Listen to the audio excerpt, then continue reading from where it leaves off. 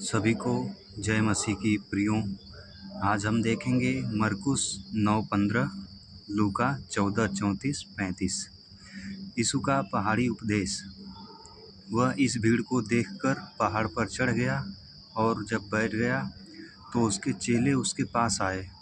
धन्य हैं वे जो मन के दीन हैं, क्योंकि स्वर्ग का राज्य उन्हीं का है। धन्य हैं वे जो शोक करते हैं, क्योंकि वे शांति पाएंगे।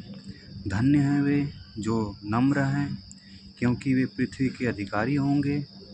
धन्य हैं वे जो धार्मिकता के भूखे और प्यासे हैं, क्योंकि वे तृप्त किए जाएंगे। धन्य हैं वे जो यवावंत हैं, क्योंकि उन पर दया की जाएगी।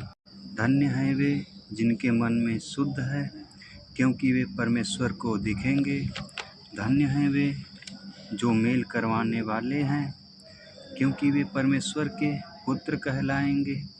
धन्य हैं वे जो धार्मिक के कारण सताए जाते हैं, क्योंकि स्वर्ग का राज्य उन्हीं का है। धन्य हो तुम जब मनुष्य मेरे कारण तुम्हारी निंदा करे और सताए और झूठ बोलकर तुम्हें तुम्हारे विरोध में सब प्रकार की बुरी बात कहें।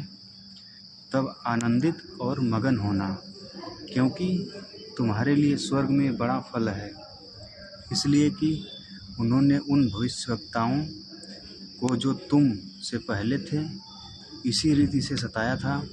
तुम पृथ्वी के नमक हो, परंतु यदि नमक का स्वाद बिगड़ जाए तो वह फिर किस वस्तु से नमकीन किया जाएगा? फिर वह किसी काम का नहीं, केवल इसके कि बाहर फेंका जाए और मनुष्यों के पैरों तले रौंदा जाए। तुम जगत की ज्योति हो।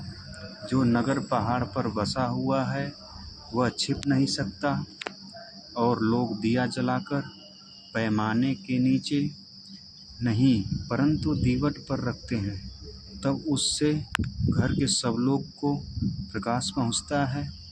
उसी प्रकार तुम्हारा उजियाला मनुष्यों के सामने ऐसे चमके कि वे तुम्हारे भले कामों को देखकर तुम्हारे पिता जो स्वर्ग में हैं बड़ाई करें। यह न समझो कि मैं व्यवस्था या भविष्यवक्ताओं की पुस्तकों को लोप करने आया हूँ। लोप करने नहीं परंतु पूरा करने आया हूँ, क्योंकि मैं तुमसे सच कहता हूँ कि जब तक आकाश और पृथ्वी टल न जाए तब तक व्यवस्था से एक मात्रा या एक बिंदु भी बिना पूरा हुए नहीं टलेगा। इसलिए जो कोई इन छोटी से छोटी आज्ञाओं में से किसी एक को तोड़े और वैसा ही लोगों को सिखाए, वह स्वर्ग के राज्य में सबसे छोटा कहलाएगा। परंतु जो कोई उन आज्ञाओं का पालन करेगा और उन्हें सिखाएगा, वही स्वर्ग के राज्य में महान कहलाएगा। क्योंकि मैं तुमसे कहता हूँ कि यदि तुम्हारी धार्मिकता शास्त्रियों और सिफारिशों की धार्मिकता से बढ़कर न हो तो तुम स्वर्ग के राज्य में कभी प्रवेश करने न पाओगे।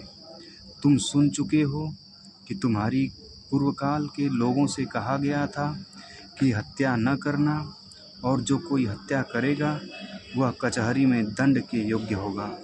परंतु मैं तुमसे यह कहता हूँ कि जो कोई अपने भाई पर क्रोध करेगा वह कचहरी में दंड के योग्य होगा।